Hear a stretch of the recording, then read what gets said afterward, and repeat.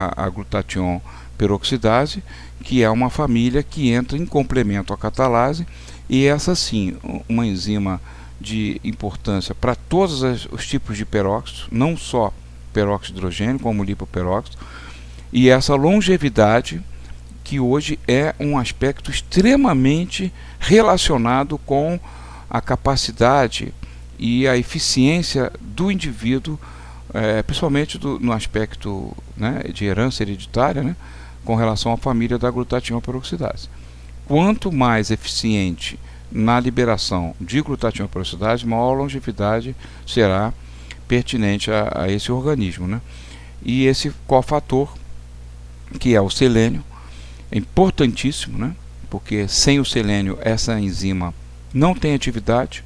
Inclusive, um dos primeiros aspectos descobertos logo após a Segunda Guerra Mundial, onde os americanos desenvolveram vários estudos de prospecção química do solo, a preocupação porque tinha sido descoberto durante a guerra esses detalhamentos sobre a função da glutatião peroxidase na longevidade, não só humana como de animais, e que a deficiência em selênio sempre foi um dos motivos muito concorrentes para que essa enzima não tivesse uma atividade a contento, né?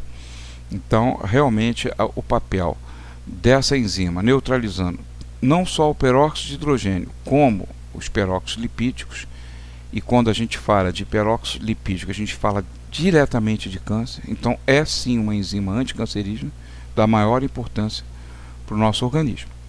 Então, ela vai atuar em conjunto com o L-glutatione, que é o seu substrato, daí o seu nome, e ela vai estar sendo também regenerada pela vitamina B3 na sua forma de NADPH, né?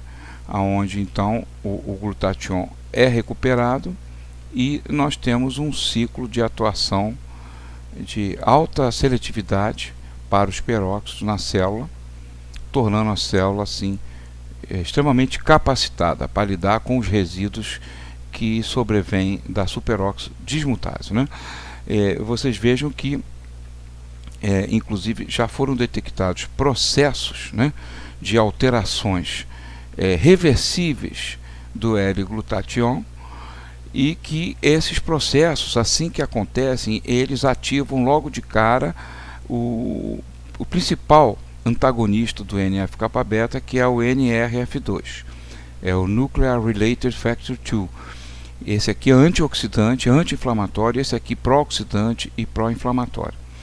Então, é tão sensível esse mecanismo na célula que qualquer alteração, como essa glutationilação reversível do glutatión, qualquer alteração nessa molécula mágica e mestre, ela vai ativar defesas até nucleares que possam vir em socorro da célula para evitar que ela possa sofrer alterações. Então, realmente, o papel do L-glutatión é um sinal que traduz as necessidades fisiológicas celulares.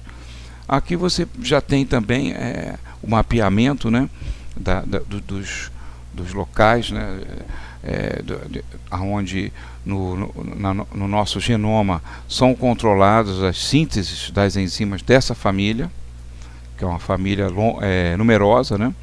Então, nos cromossomas 3, por exemplo, que eles já localizaram até as áreas exatamente que controlam a síntese dessas proteínas especializadas, né? Aqui você vê, por exemplo, né, a glutatión peroxidase, o fiel da balança na homeostase redox. Então, esse estudo de Lubos e colaboradores é um estudo que vocês podem baixar na internet usando o site do PubMed, por exemplo, né? E vocês vão seguindo aqui essas informações sobre a bibliografia, e esse artigo é espetacular no estudo sobre a família de enzima glutatión peroxidase, né? Então, eles mostram a importância dessas enzimas na proteção ao DNA, exatamente evitando o acúmulo de peróxidos, né? Eles colocam a importância do selênio e do sítio ligado à cisteína nesse selênio como sendo o sítio ativo, e que realmente é responsável pela ação da enzima e a sua ação importante na prevenção de câncer e doença cardiovascular. Aqui você tem também nessa publicação de Edith Lubos, né, que estamos falando, assim uma descrição bem clara, né, desse processo, né, do glutatión reduzindo o sítio ativo da glutatión peroxidase com o selênio, onde ela absorveu o radical hidroxila de um peróxido, né, e isso vai ser liberado como água, e esse glutatión que entra continuamente, né, nesse ciclo enzimático para nos proteger. Então, essa reação de peróxido com o sítio ativo, captando exatamente a hidroxila, a redução do glutatión e a nova redução do glutatión para promover, né, a volta do substrato para o sítio ativo, né? Então, isso é muito importante que a gente saiba que isso é um processo contínuo que funciona de uma maneira espetacular na célula. Aqui você vai ver a glutatión como um fator de longevidade e que inibe a apoptose precoce ou induzida por radicais livres ou por lipoperóxidos, né? Então, a glutatión peroxidase tem essa capacidade de modular tanto a proteína antiapoptótica, que é o BSL2, como a proteína que vai promover a apoptose, caso seja necessário. Então, a partir da estimulação das caspases. Enquanto a glutatión peroxidase ela consegue dar conta disso aqui, né, a célula é viável. Do momento em que isso falha, entra em ação o sistema para destruir essa célula, porque essa célula está correndo risco, principalmente riscos de danos ao DNA. Aqui você vai ter muitos artigos também mostrando a importância da glutatión peroxidase, do selênio, e isso principalmente no câncer, né? Então, como eu falei para vocês, logo após a Segunda Guerra, as descobertas sobre esse sistema enzimático, eles atraíram a atenção de muitos grupos de pesquisadores e realmente com a descoberta da ação mais ampla do que a catalase, né, porque a glutatión peroxidase atua sobre o peróxido de hidrogênio, a água oxigenada, e atua sobre os lipoperóxidos. Então ela se tornou uma enzima alvo de estudos importantíssimos que foram identificando a relação de proteção dessa enzima a processos como, por exemplo, o câncer e a lipoperoxidação. Aqui você tem, por exemplo, na isquemia e reperfusão, vários estudos sugerem que a glutatión preserva a função cardíaca após isquemia, exatamente controlando os níveis de hidroxila, como mostramos lá atrás, naquele modelo de isquemia e reperfusão cardíaca, né? Também na disfunção endotelial e no tono vascular, a glutatión peroxidase é muito importante para a manutenção dos níveis de óxido nítrico e proteção contra a peroxidação desse óxido nítrico, que vai torná-lo nocivo à manutenção da pressão arterial, também vai torná-lo nocivo para o fenômeno aterosclerótico, e realmente temos então uma superenzima, né, que protege o sistema cardiovascular e o endotélio.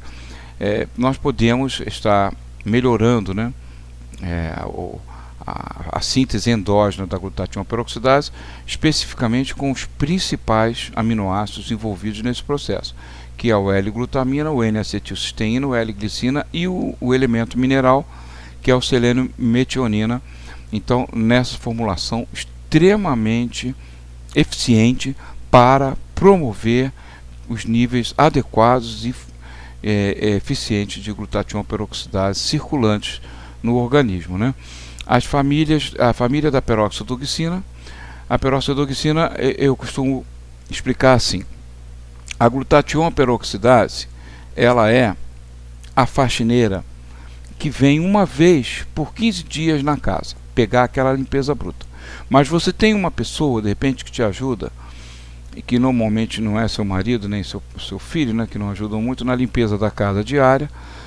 Quem faz esse processo de limpeza diária é a família das peroxirredoxinas, porque realmente ela atua no dia a dia, ela é o primeiro embate, é a primeira barreira que vai atuar para controlar o estresse oxidativo promovido pela água oxigenada, em que ela vai gerar grandes quantidades de hidroxila.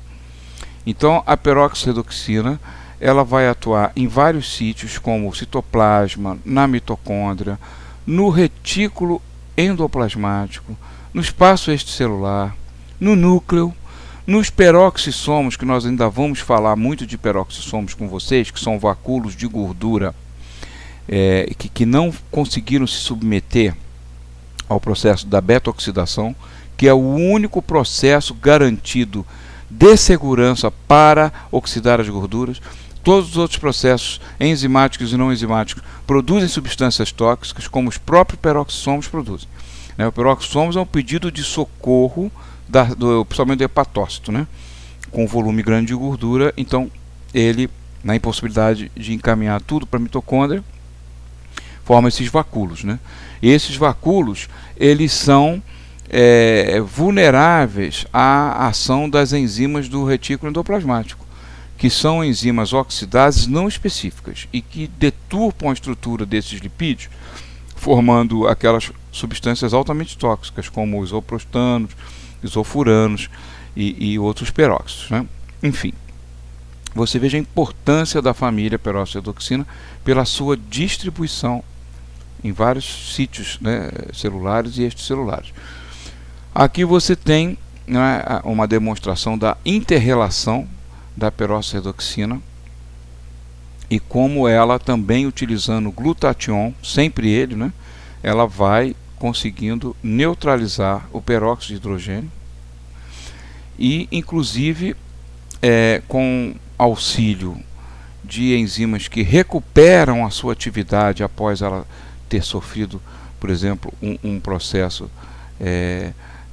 de sulfatação, né? Então, trazê-la de volta para o mecanismo ativo através da reciclagem com L-cisteína. Então, você tem a primeira ação no sítio sulfidrílico redutor, que vai neutralizar a água oxigenada. Depois, nós temos uma segunda ação, que vai torná-la inativa temporariamente. E depois, nós temos aqui, em 3 e 4, a recuperação dessas enzimas inativadas para que nós tenhamos um processo contínuo, né, de tal importância para a célula. Aqui vocês veem o envolvimento da peroxirredoxina com uma enzima especializada em restaurá-la, que são as tioredoxinas. Então vocês vejam a importância desse grupamento aqui de cima, porque eles têm enzimas que cuidam deles, né? As peroxirredoxina, a glutatión peroxidase e as glutarredoxinas. Então é uma tropa de elite preservada a todo custo. Por quê? Porque ela vai fazer a limpeza mais importante da célula, que é o peróxido de hidrogênio. Daqui você vai ter a modulação epigenética dos fatores que controlam essa oscilação de peróxido de hidrogênio. Não podemos esquecer que o peróxido de hidrogênio é uma arma importante do fagócito. Então isso aqui tem um fiel de balança aqui que fica controlando, né? Não pode ter muito, mas não pode ter pouco. Nós temos que ter peróxido de hidrogênio suficiente para nos defender. E essa modulação muito sutil, muito sofisticada, através das enzimas peroxirredoxinas, sulfirredoxinas e tioredoxinas, que ficam exatamente modulando. Por isso que eu digo que é a família que atua no dia a dia da célula. E a glutatión peroxidase, ela vai entrar quando isso aqui se desfez, quando isso aqui quebrou, quando isso aqui tombou, a célula entra em alto risco. E aí a glutatión peroxidase, que se vocês se lembram daquele slide que eu representei um campo de futebol, ela está lá como goleira mesmo, que ela não pode deixar passar esse estresse oxidativo até um nível crítico na célula. Então, essa turma, peroxidoxina, sulfedoxina, tiodoxina, é a turma que tem o papel mais importante no dia a dia, em 90% de manter a homeostase das nossas células, né? Não só células do sistema imunológico, como as demais células. Como o professor Aaron Powell falava, hoje nós não temos mais dúvida. Na época que ele dizia, os laboratórios negavam, mas hoje eles assumem, né? Todo anti-inflamatório é um antioxidante. Não se esqueçam disso, tá? Todos esses produtos, nimesulida, cataflã, que é o diclofenaco, essa turma toda, são todos produtos que foram elaborados criteriosamente para atuarem como antirradicais livres.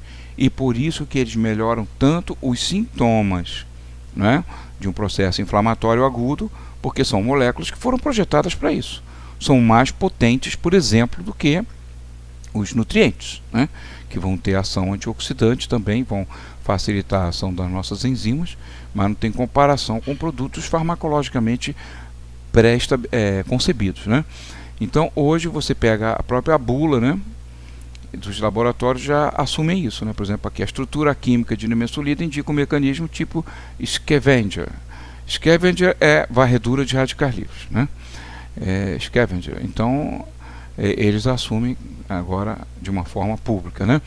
E esse estresse oxidativo, em que nós vimos até agora tudo que o organismo utiliza para evitá-lo, né? Os nutrientes, as enzimas, tudo agindo em conjunto para evitar o quê? Para evitar isso aqui, para evitar inflamação, para evitar danos à membrana, danos cardiovasculares, danos aos tecidos moles e articulares, para evitar as doenças degenerativas, o câncer, né? Tudo isso que nós estamos vendo até agora, o organismo faz para tentar que não chegue a esse ponto, mas infelizmente muitas vezes chega a esse ponto, né?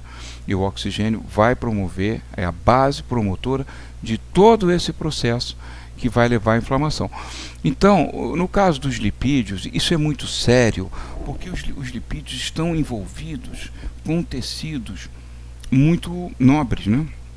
Tecido nervoso, bainha de mielina, membrana celular, né? Endotélio vascular. Então, é muito crítica, assim, quando nós temos a situação de descontrole e hiperoxidação lipídica em cascata, né? Vamos ver um pouquinho disso aqui. Então, vários produtos tóxicos já foram conhecidos, né? Como desmembramento dos lipoperóxidos, né? E a gente aprendeu a detectá-los, né, em líquidos biológicos, para a gente ter uma noção como é que está esse organismo, né? Por exemplo, um dos mais usados é exatamente o malonil de aldeído, cuja sigla nós conhecemos bem, que é o MDA. Então, através da urina, nós podemos detectá-lo, né, quantificá-lo e termos uma noção, né, desse processo de lipoperoxidação, que vai ter uma ação deletéria sobre tecidos como o cérebro, né, contribuindo para Alzheimer, contribuindo também na parte cardiovascular, para o AVC, para a aterosclerose, né. Você tem, por exemplo, um outro marcador muito eficiente da peroxidação lipídica, que é o 4-hidroxinonenal. Esse produto, que é neutralizado por um flavonoide que nós precisamos estudar cada vez mais e que não tem sido bem focado no dia a dia, mas que a PubMed está cheia de publicações, que é o Kemperol das alcaparras, né, cuja sigla é o KPF. Então, o Kemperol tem demonstrado ser um poderoso antioxidante que atua nessa área da lipoperoxidação e que vai contribuir, no caso, o 4-hidroxinonenal neutralizado pelo Kemperol, né? Mas esse produto tóxico, quando ele realmente se expande, está envolvido com processos isquêmicos, com AVC. Aqui, por exemplo, um outro produto altamente tóxico dos lipídios, que é o 4-ox-2-nonenal, já com câncer, né, através do bloqueio do P53, que é o nosso escudo principal anticâncer, né, essa proteína P53, e a acroleína, que é um produto violentamente neurotóxico, né, e que vai aparecer, por exemplo, como um elemento de piora para quadros neurológicos graves, como Alzheimer, né. Tudo isso aqui vai acontecer se falhar em todos aqueles sistemas que nós estudamos até agora, né, onde o goleiro lá no final, que eu botei dentro do gol, o sistema glutationa peroxidase. Nós podemos dizer que a doença é bem menor que a saúde, né? Então, os estados de doença, até nós queremos e gostaríamos de reduzi-lo cada vez mais, mas o sistema funciona muito bem, né? Porque a doença é a exceção e a saúde é o predomínio, felizmente, né? Mas assim, se nós tivermos um pouco de conhecimento sobre isso aqui, eu vou dizer a vocês com franqueza, viu? Dentro dessa área da lipoperoxidação, se nós atuarmos nisso em qualquer especialidade médica, se nós estivermos focados nisso e procurarmos fazer algumas coisinhas simples nutricionais, uma melhoriazinha de estilo de vida vai muito bem, mas é mais difícil, a gente tenta, mas a gente pode fazer com certeza suplementações muito interessantes nesse aspecto. Vocês querem ver uma coisa simples que eu vou falar? Dieta do Mediterrâneo. Todo mundo está cansado de saber que a famosa dieta do Mediterrâneo, ela é anti-inflamatória, ela tem um índice muito menor de doença cardiovascular, um índice muito menor de câncer. Gente, então o que é a dieta do Mediterrâneo? A dieta do Mediterrâneo é uma dieta anti-lipoperoxidação, que ela é feita instintivamente, né? Uma questão cultural, né, daquela região toda, mas ela é anti-lipoperoxidação, porque ela tem altos níveis de antioxidantes. É muito além daquilo que a mídia muitas vezes, né, coloca da dieta do Mediterrâneo, óleo de oliva, azeite de oliva virgem, peixe, tudo bem, é muito mais que isso. Ela é flavonoides a balde, porque eu não conheço dessas dietas estudadas, assim, mais divulgadas cientificamente, né, porque obviamente existem 1000 modalidades, mas a do Mediterrâneo, se você abrir qualquer site de medicina, é a mais estudada, e quando você começa a estudar ela, você vê que é quemferol, que é fisetina, quercetina, balde, que são os flavonoides, que são os carotenoides, luteína, luteolina. Eles comem muitos alimentos ricos nesses flavonoides. Eles usam muitos temperos. Eles usam louro, como poucas culturas usam, em temperos de muitos alimentos, além do que nós vemos aqui no Brasil, por exemplo, a carne, né? o feijão, né? Então lá tudo é temperado com louro, é muito quemferol da alcaparra in natura, não é alcaparra em vidros conservados com sal, né? Alcaparra in natura, luteolina da salsinha, quercetina de cebola, isso graças a Deus nós comemos muito no Brasil, muita cebola também. Então, quer dizer, tem que ver que essa dieta é essa combinação de mais pescado, ômega 3, uma gordura menos maléfica, que é a gordura do óleo o ômega 9, do azeite de oliva, né? Embora eu vou dizer para vocês na aula do módulo cardiovascular, vejam bem, azeite de oliva não é só ômega 9 não, ele tem uma quantidade muito maior de ômega 6, mas ele tem o ômega 9, que é o monossaturado, que é mais resistente à peroxidação. Mas isso é outra história que nós vamos ver mais à frente, tá? Então, eu queria voltar a isso aqui. Nós precisamos focar isso aqui. Nós precisamos atuar contra isso aqui, porque isso vai distribuir doença à vontade a partir disso aqui. É o mecanismo de mais doença que nós temos. São esses produtos da lipoperoxidação. E isso nós podemos melhorar bastante se nós tivermos conhecimento desses antioxidantes que são lipossolúveis.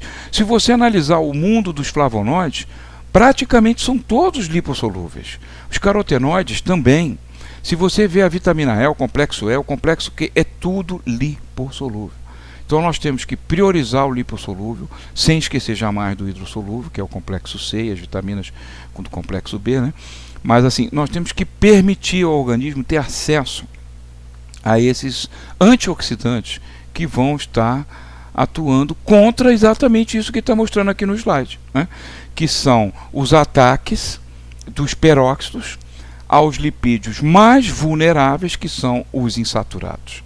Então, quando nós vemos que o mundo sofreu uma transformação dos anos 50 para 60 para 70, com a saída da gordura saturada, que se cozinhava ou porco ou coco, e a entrada do óleo poliinsaturado, que é um terror, né? Porque quando você analisa as duas gorduras, a monoinsaturada, que tem só uma dupla, é muito mais resistente à hidroxila do que esse aqui, que é um óleo poliinsaturado, né? Que é soja, milho, toda essa desgraça que foi implantada, né, na nutrição humana e que a gente sabe hoje que o resultado só piorou, né? Então vamos ter primeiro uma atenção grande com relação ao consumo de óleo poliinsaturado, que ele tem que ser reduzido, não tem como. Isso é base da pirâmide para a gente ter uma prevenção de câncer e doença cardiovascular, né? E uma vez um consumo diminuído, nós atuarmos com antioxidantes que vão evitar isso aqui, ó, que o radical livre pegue essa estrutura poliinsaturada, muito vulnerável, arrebente com ela toda, implante um elétron ali, que vai servir de âncora para um oxigênio se fixar ali, não na forma de O2, na forma de peróxido. E isso aqui, ó, está deturpado. Isso aqui gera reação inflamatória, gera anticorpo, gera todo tipo de defesa, até macrófago fica enlouquecido. As células, o que são as células espumosas, foam cells? É macrófago cheio disso aqui, né? E o pior, que esse peróxido lipídico, ele pega um outro saudável e passa para o outro. Olha só, ele vai passando. Por isso é chamado reação em cascata, né? E se a medicina um dia parar e focar mais isso, vai diminuir muito esses tipos de doenças, que são as campeãs de mortalidade mundial, exatamente a cardiovascular e o câncer, né? Vocês vejam, por exemplo, no primeiro momento, a gente sabe hoje que o superóxido não tem força suficiente para isso. É a hidroxila mesmo. Daí a importância da família da glutationa peroxidase, que é a enzima da longevidade, hein? E a peroxiredoxina. Então a hidroxila facilmente quebra isso aqui. Daí ela já vai soltar o elétron nesse híbrido que se forma, porque essas ligações ficam saltitantes, né? Elas deixam de estar estruturadas e elas começam a flutuar. Daí vem um oxigênio e encontra, isso aqui é um campo extremamente fértil para a vinculação de uma molécula altamente oxidante, como é o próprio oxigênio. Então daqui nós já temos toda esse fenômeno que vai sendo igual um efeito dominó, ele passa para as gorduras vizinhas, né? Então você veja aqui, gente, a quantidade de artigos. Eu queria que vocês vissem isso, né? Não só aqui nesses slides, como vocês estudem como a lipoperoxidação é hoje reconhecida como um processo terrivelmente envolvido com as doenças mais letais. E aqui você vai ver, por exemplo, né, os tipos de peróxidos, né? MDA, 4-hidroxineonenal, então as doenças envolvidas, as publicações, olha o volume de publicações. Então a coisa realmente é muito séria. E você tem, por exemplo, já no processo da membrana celular, né, onde se inicia esse processo de peroxidação, porque você tendo as enzimas, né, você ainda tem algum controle, né, como no caso a lipoxigenase e a ciclooxigenase, né, essa aqui, por exemplo, aonde se desenvolveram todos esses anti-inflamatórios não esteroidais, né, começar pela aspirina, né, exatamente porque eles viram que bloqueando isso aqui, esses produtos inflamatórios obviamente diminuíam. Então isso aqui que a gente está falando é algo assim, mais do que conhecido da medicina, né? Só que realmente esses ataques enzimáticos, eles já criam seus problemas, né? Porque se nós temos lipoxigenase e ciclooxigenase superativas, mas elas são superativas à toa? Não, porque tem alguém lá na membrana celular descarregando ácido araquidônico, né? Que é a fosfolipase A2. Então, o que está ocasionando esse superestímulo na membrana celular? Aí nós temos muita coisa, né? Inclusive vírus, bactérias, inclusive peróxidos, esses que nós vimos aqui todos, esses aqui, né? Tudo isso aqui está lá estimulando na membrana as reações inflamatórias. Então, quando começa a descer muito ácido araquidônico, elas não tem como evitar, elas começam a ser estimuladas para degradar o ácido araquidônico. Então, do lado dos cicloendoperóxidos, né, nós vamos ter produtos importantes como a prostaciclina I2, como o próprio tromboxano, que nós temos que entender que é necessário, principalmente quando você sabe que o nosso sistema, né, de vasos, né, é um encanamento, né, no corpo, né, que ele é extremamente monitorado o tempo inteiro, não pode ter vazamento. Então só que o problema é que isso aqui superestimulado é trombótico, né? Então não consegue a prostaciclina, que está ali para fazer o meio de campo, fazer uma vasodilataçãozinha e tudo mais, então ela não consegue, né? Ela é suplantada, né, quando isso aqui está muito ativo, né? E ainda vamos ter, no caso, uma divisão ali de prostaglandina, né? Uma PGL2 que é vasodilatadora, mas temos uma PGF2-alfa que é muito vasoconstritora, e do lado de cá os leucotrienos que bagunçam a permeabilidade vascular, porque o papel do leucotrieno é permitir o acesso, por exemplo, de macrófagos, né? Para sair, no caso dos monócitos, né? Para se transformar em macrófagos no tecido. Então, como é que sai isso do meio vascular? Os leucotrienos, eles abrem janelas provisórias, né? Microjanelas, né? No endotélio, para que as células de defesa possam chegar a locais que estejam críticos, né?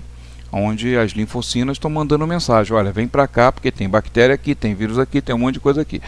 Então, realmente, a conta final disso aqui tudo é vasoconstrição. Então, o fenômeno do excesso, por exemplo, de óleo poliinsaturado e alguns tipos de gordura vegetal poliinsaturada também são ricas em ácido araquidônico, e aí vai somar mais nessa conta, né? Daí a gente tem que ter cuidado com toda essa parte.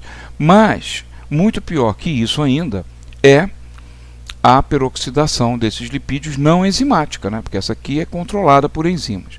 A não enzimática é essa do oxigênio direto em cima de estruturas insaturadas, que vão gerar os produtos realmente mais violentos, muito mais violento que tudo isso aqui.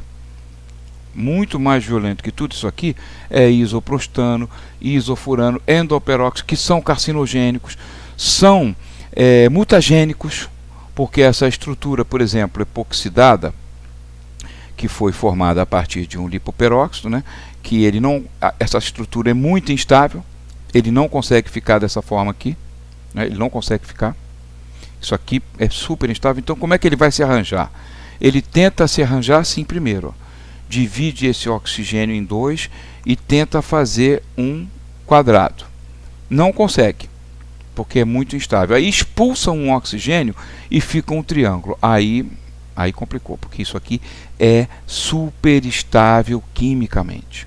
Isso aqui viaja no organismo, nos meios lipídicos. Ele consegue atravessar a membrana nuclear. Ele atinge diretamente o DNA, ele se liga ao DNA, ele forma adúctos e ele forma produtos mutagênicos. Daqui você vê por que você não pode realmente usar óleo poliinsaturado mais de uma vez, né? Uma vez, realmente, para fritura, o melhor que existe é gordura saturada, que ela é resistente. Ela é bem mais resistente do que isso aqui, ó, bem mais resistente.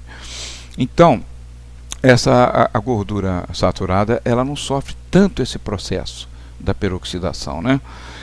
Então, quando a gente usa aqui o óleo poliinsaturado, né, e a gente leva isso a mais de 220 graus, né, que é a frigideira. Então, isso aqui é extremamente acelerado, né, tudo isso aqui, extremamente acelerado. Aí você vê o óleo, né, a medida sem o aquecimento. E quando você já vai aquecendo, ele vai escurecendo, e depois de múltiplos, olha como ele está. Essa coloração é reflexo do aumento disso aqui, ó. Essa estrutura tem essa coloração. Então, quanto mais você fritou e aqueceu, mais você transformou cadeia saturada fisiológica em epóxito não fisiológico. Então, não reutilize o óleo de fritura. É isso aqui que o calor vai fazendo. Ele vai forçando o oxigênio a entrar nessas duplas ligações.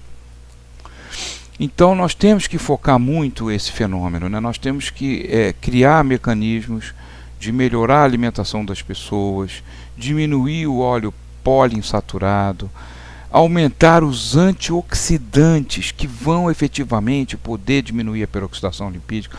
Nesse ponto o complexo é o campeão, número 1. O ácido lipóico poderoso, a colina que permite uma melhor eficiência desses complexos, porque não adianta a gente jogar os complexos também assim no organismo à solta. Você tem que solubilizar melhor todos esses processos gordurosos com um potente solubilizante que é a colina, a silimarina no fígado e o beta-caroteno.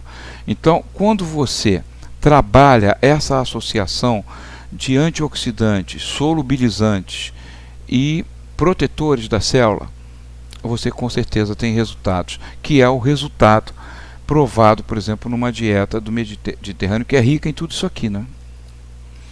Você já vem sabendo há anos, desde 1990, lá vai fumaça, que não é tanto tempo atrás assim, como a vitamina E, ela é capaz de diminuir a geração dos compostos tóxicos da vitamina E, especialmente, por exemplo, os isoprostanos, né? E que ele tem um resultado espetacular, tanto em vivo como em vitro. Aqui você vê a estrutura desses bichos papões horríveis, né? Que são os isoprostanos, por exemplo.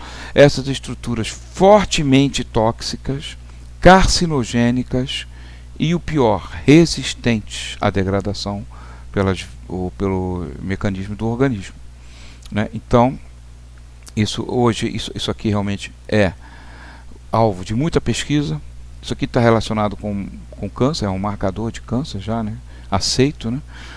É um biomarcador da peroxidação lipídica e ele realmente possui potente ação vasoconstritora em nível sistêmico, vascular e pulmonar. Então ele está sendo estudado muito por sua relação com fenômenos como asma, como problemas respiratórios, também com problemas trombóticos vasculares, né? Isso aqui nós estamos só no início de estudos, né? Porque é uma pesquisa nova ainda, né?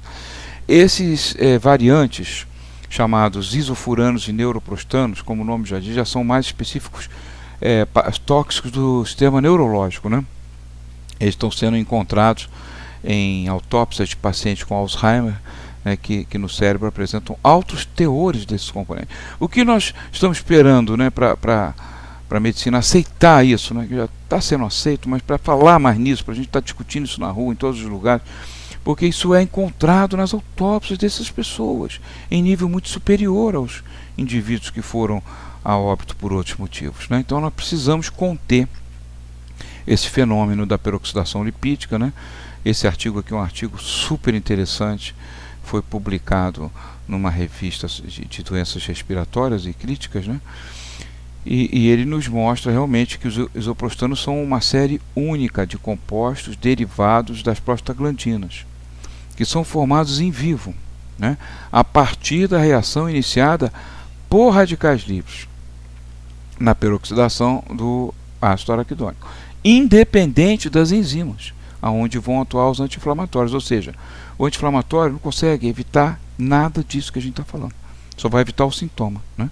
Então nós temos que agir num nível acima desse processo, como eu mostrei anteriormente a vocês ali.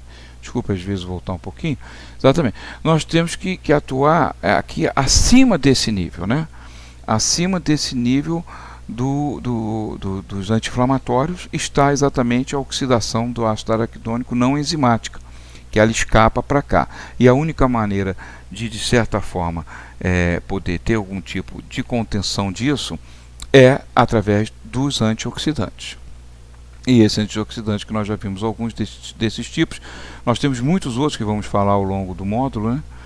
E aqui, por exemplo, quando nós chegamos a essas constatações de que esses produtos estão envolvidos com mal de Alzheimer e em vários outros tipos de doença, como nós estamos vendo aqui, né? Aqui você vê, por exemplo, a lipoperoxidação e o câncer, né? Os marcadores como malonildialdeído, 4-hidroxinonenal, isoprostanos, todos esses produtos que estão envolvidos com vários tipos de câncer, né? Aqui nesse estudo, por exemplo, publicado sobre câncer coloretal, né?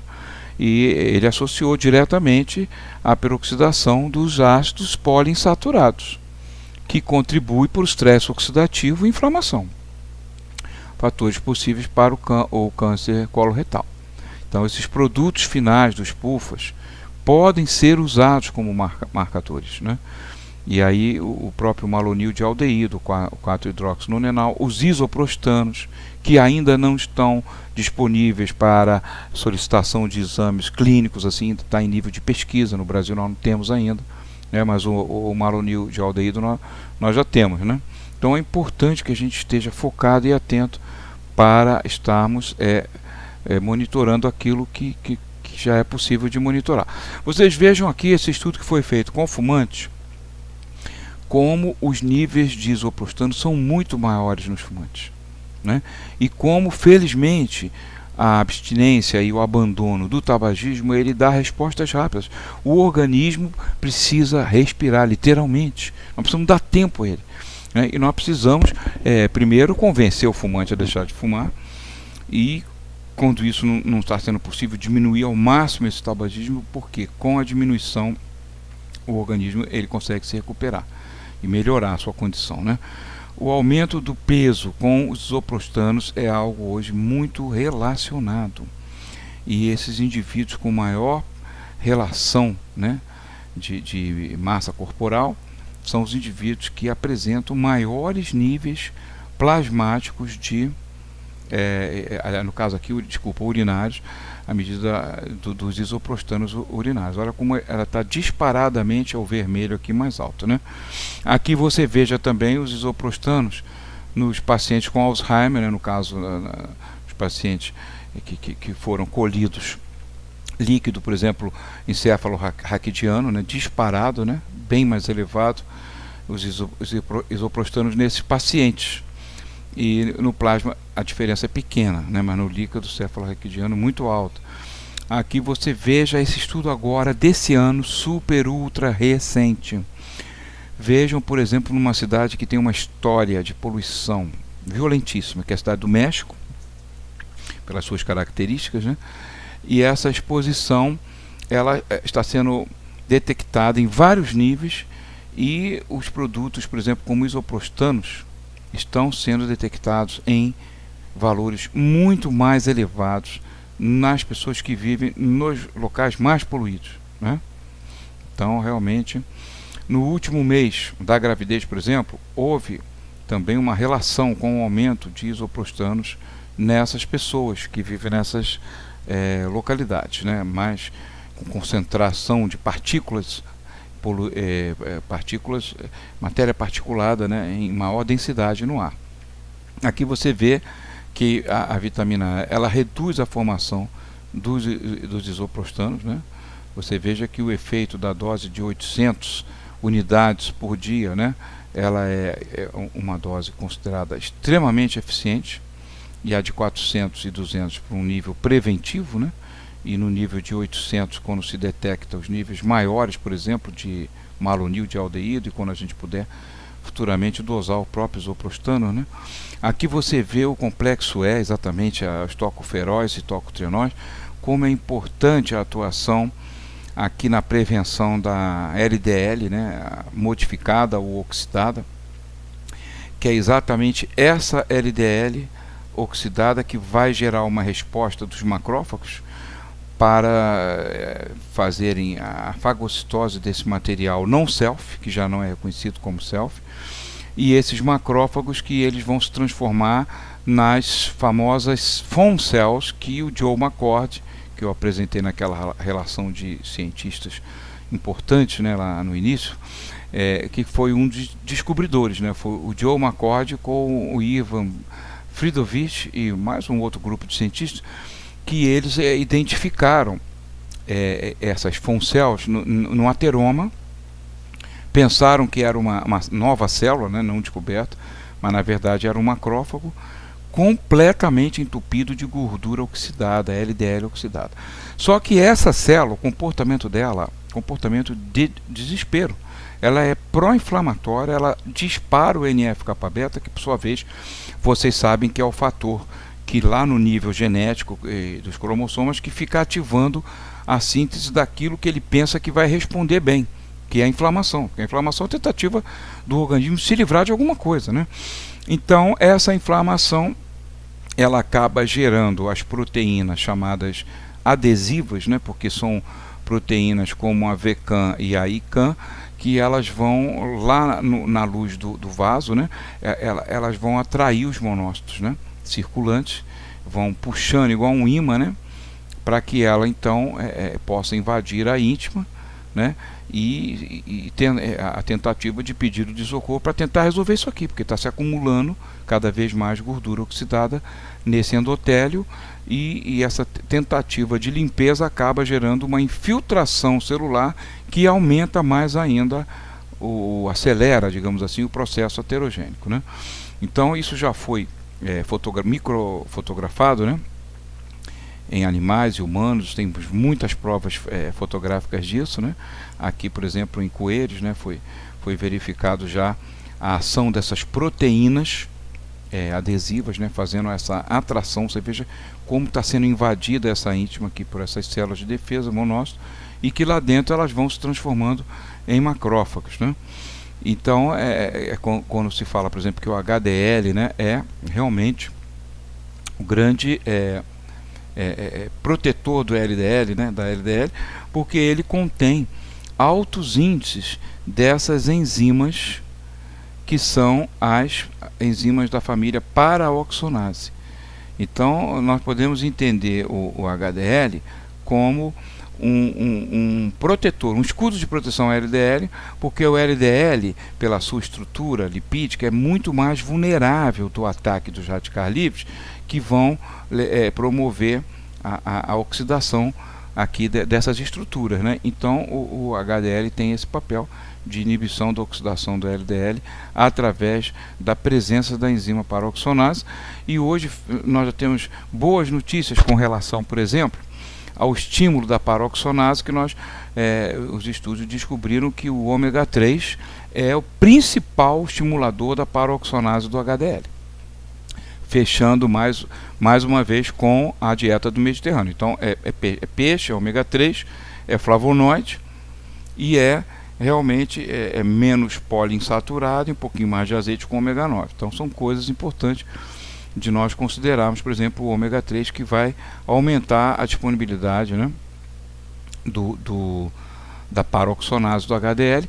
E sempre lembrando o seguinte: o ômega 3 hoje nós temos conhecimento suficiente para mostrar que a sua escolha é muito importante, né? Esse ômega 3 de filtragem simples, eu diria a vocês que talvez fosse melhor nem dar, porque ele está muito contaminado, tem metais pesados, tem resíduos tóxicos. Esse processo de filtração não é a frio, é a quente, aquece essa gordura. Essa gordura não tem só ômega 3, que é essa gordura que é extraída do tubarão. Então tem outros óleos, esses óleos podem ser oxidados realmente. Então a melhor maneira que nós temos hoje é fazer a opção, primeiro pelo selo IFOS, né, que é da International Fish Oil Standards Program, e que todos esses produtos do IFOS vocês vão ter um processo de destilação molecular. ali você não vai ter resíduos de metais, você não vai ter óleos oxidados, e infelizmente a diferença de preço é muito grande. Até é um sinal de identificação do produto. Produto que vocês compram aí, R$40, aquele frasco grande. Só que você vai ver, o teor tem ali, ômega 3, tal, DHA, tem o EPA, né, tudo ali. Mas aí você vê aquela dose para 3, 4 cápsulas. O que significa? Que o produto é muito fraco, é um produto que ele tem muitas outras coisas, que você precisa pegar 3 a 4 cápsulas para ter aquele ideal ali vamos supor, de 400 miligramas do DHA, né? Então, os produtos concentrados, eles não são para 3, 4 cápsulas, eles são para uma cápsula, no máximo 2 cápsulas, né? E eles têm os teores maiores do ômega 3 porque eles têm menos impurezas. Então, é preciso a gente observar esse aspecto. Aqui você vai ver, por exemplo, uma página do Harper, né, que foi um livro que nós utilizávamos também no curso lá da UFRJ, né, não só o curso de farmácia, bioquímica, como da medicina. Esse aqui era o livro-texto, e você veja que em 1975, né, o texto aqui do livro, né, traços de ácidos graxos insaturados trans são encontrados na gordura de ruminantes. Ali eles parecem partir da ação de micro-organismos, somente ali. Entretanto, você veja aqui, a presença de grande quantidade de ácidos graxos trans insaturados em óleos vegetais parcialmente hidrogenados, que é a margarina, fez surgir a ideia da sua segurança. Seus efeitos, em 75, em longo prazo, não são conhecidos. E eu diria, já são conhecidos, porque hoje nós temos estudos de 2000 para cá mostrando que são heterogênicos também. Na época não se sabia. Mas os cientistas do livro, né, que são a equipe do Harper, eles já falavam. Foi encontrado em autópsias até 15%, isso em 1975, de ácidos graxos na configuração trans dos seres humanos. Então, eles são metabolizados, mas como ácidos saturados. Então, qual a vantagem que nós tivemos? De criar esse monstro artificial, que o organismo não conhece isso, para lidar com essa dificuldade que se cria, né? Onde um hidrogênio fica para cima e o outro fica para baixo. Isso aqui não encaixa as enzimas da beta-oxidação, porque todo o sistema enzimático é baseado em encaixe, né? Modelo chave-fechadura, né, como a gente fala normalmente em farmacologia. Então, realmente, isso aqui causou um grande transtorno para a gente. E vocês vejam que isso veio forte a partir dos anos 60, e eu pergunto a todos vocês que me assistem agora: diminuiu doença cardiovascular com a invasão da gordura trans na comida humana? Não diminuiu, só aumentou. Então, isso nós precisamos rever. Você veja aqui o New England Journal of Medicine, né? Essa doutora Alice Lichtenstein, espetacular, uma pesquisadora incansável, né, que foi a primeira a levantar essa bandeira contra essa mega indústria mundial do alimento, que envolve toda essa parte, né, de alimentos industrializados. E ela levantou essa bandeira e veio fazendo estudos e comprovando que o ácido graxo trans, ele é deletério. Ele tem uma ação similar ao que se queria evitar com o ácido graxo saturado, ou seja, que era de degradação mais lenta, né? Toda essa foi a argumentação. Não, nós vamos introduzir os alimentos, os ácidos poliinsaturados, que são mais rapidamente oxidados. Sim, mais rapidamente oxidados, para produzir todos esses lipoperóxidos que nós acabamos de ver, né? Então, realmente não foi assim uma coisa positiva na nossa na alimentação humana, né? Isso deveria ser eliminado. Está sendo eliminado gradativamente, não sei, né? Porque no Brasil foi dado um prazo para retirar. Então, isso está muito confuso, não tem sido feito exames e análises nesses alimentos. E quando você pega rótulos de alimentos, você tem, nunca soma 100% a gordura, você tem saturado um percentual, monoinsaturado, e fica um vácuo desses poliinsaturados para a gente saber se isso tem um percentual de gordura trans aí ou não tem. né? Então você veja que a gordura trans, ela tem um efeito ruim sobre um hormônio que é essa ASP, Acylation Stimulating Protein, que é um hormônio que comanda a fabricação de triglicerídeos, né? Então essa gordura trans, ela estimula essa formação de triglicerídeos, que é muito ruim. Você tem estudos da doutora Alice comparando, por exemplo, né, em animais, né, os efeitos do consumo do óleo poliinsaturado com a própria margarina, ou seja, a mãe e a filha, pois a filha é sempre pior, né? Você veja que os índices do lipidograma com a margarina conseguem ser piores aos índices com o próprio ácido graxo. Essa gordura saturada versus gordura insaturada trans é o mesmo risco de cardiovascular e diabetes, né? O que esses autores aqui têm a nos dizer? Então, essa ingestão elevada de gordura trans está associada com 20 a 30% de aumento no risco, tá, da doença cardiovascular e a sua mortalidade. Então, eu acho que isso aqui é uma coisa que a gente não discute mais, tá? Isso aqui é uma publicação do British Medical Journal, 2015, muito respeitado. Isso aqui você teve vários estudos também pela Europa fora, European Journal of Clinical Investigation, né? Então você veja aqui também conclusões. Testes controlados apresentam evidências de que os ácidos trans eles têm efeitos adversos e múltiplos efeitos de risco sobre o sistema cardiovascular contribuem significativamente para o aumento da doença cardiovascular. O que adiantou então a gente ter assistido a essa brutal modificação na dieta humana, tirando algo que se pensava que fazia mal, para se botar algo que faz muito mais mal ainda, né? Então vamos fazer outra pausa, porque é um outro bloco grande, e agora nós vamos, na próxima parte, fazer esse estudo dos xenobióticos. Isso é muito importante para a gente, porque nós estamos inseridos, eu diria que hoje nós humanos estamos inseridos no mundo xenobiótico, né? Que vai pela alimentação, pelo ar que respiramos, pela água que bebemos, pelo contato que temos na rua com poluição ambiental e até na nossa própria roupa, tá? Vamos ver isso e agora vamos fazer essa pausa.